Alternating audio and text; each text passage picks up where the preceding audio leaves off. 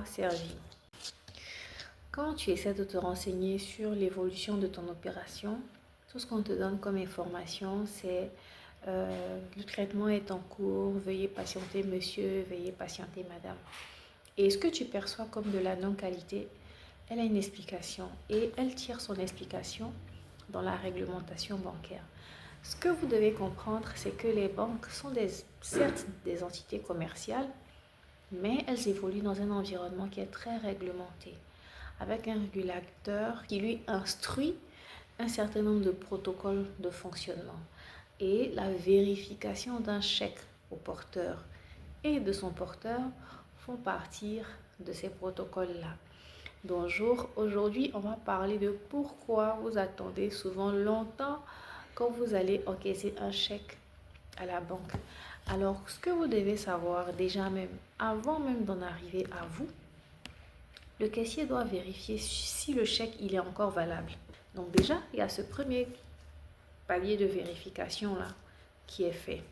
Une fois que c'est bon, il va vérifier que le chèque en lui-même n'a pas été bloqué.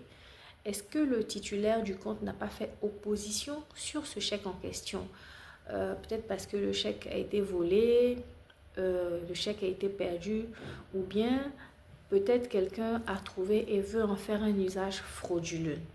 Il y a cette vérification qui doit être faite. Aussi, le caissier doit vérifier que celui qui vous a donné le chèque n'est pas interdit de chéquier. Ceux qui le sont, ils sont répertoriés dans un fichier central à la BCAO et ce contrôle-là doit se faire. Après, ça dépend des banques. Je ne sais pas si c'est le caissier qui doit effectuer ce contrôle ou quelqu'un d'autre. Donc déjà, vous voyez que ça fait déjà 3 contrôles qui sont faits. Autre chose, il faut qu'il vérifie la signature. Est-ce que la signature est conforme?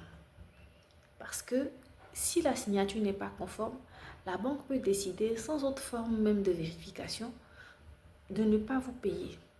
Si la signature est conforme, on passe maintenant à la provision. Est-ce que celui qui vous a donné de l'argent, le chèque pardon, a de l'argent sur son compte? Une fois que c'est bon, ok. Là, on est dans le premier niveau de vérification.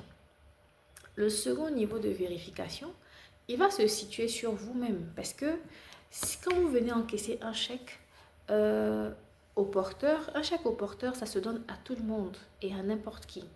Et n'importe qui à la banque, c'est un risque. D'autant plus que vous n'êtes pas son client, elle ne vous connaît pas. Donc, il y a un certain nombre de vérifications qu'elle est obligée de faire. Et cette obligation de vérification qui se situe dans la lutte contre le blanchiment de capitaux et le financement de terrorisme. La banque va vérifier votre identité. Aussi, il faut vérifier que l'opération qui est faite est cohérente. Imaginons que celui qui vous a donné le chèque, il a l'habitude de donner des chèques de montant, on va dire, inférieur à 500 000 francs. Et aujourd'hui, vous venez avec un chèque d'un montant, on va dire, peut-être de 2 millions ou de 5 millions. Ça éveille quelque chose en la banque.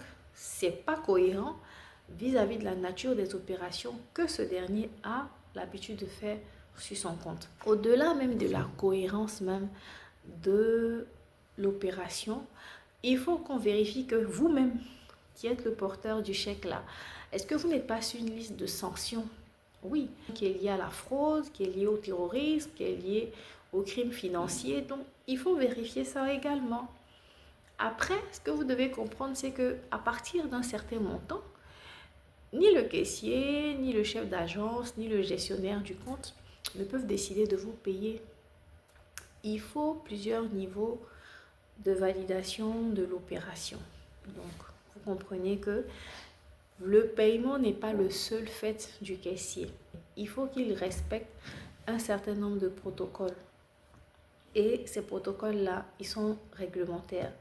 Donc, la prochaine fois que tu iras encaisser un chèque et que ça se passe comme ça, au moins, tu sauras pourquoi tu attends. Si ça t'a aidé, partage-la parce qu'il y a beaucoup de personnes qui vivent cette frustration-là d'attente sans vraiment comprendre.